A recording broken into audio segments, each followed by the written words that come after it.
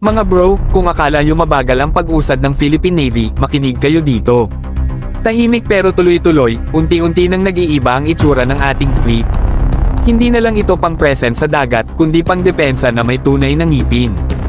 At ito ang klase ng pagbabago na dapat niyong bantayan hanggang dulo. Ayon sa isang ranking Philippine Navy official, maayos ang takbo ng fleet expansion ng PN, lalo na pagdating sa acquisition at commissioning ng mas maraming surface combatants.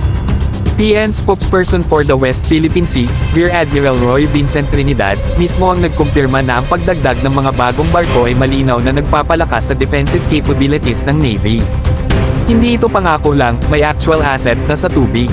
Isa sa mga pinaka-importanting developments ay ang commissioning ng dalawang Miguel Malvar-class guided missile frigates noong nakaraang taon.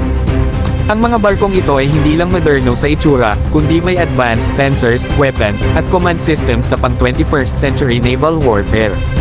Para sa PN, malaking leap ito mula sa dating lightly armed platforms papunta sa credible surface combat force. Kasabay nito, naipasok din sa serbisyo ang Acero-class fast attack interdiction craft.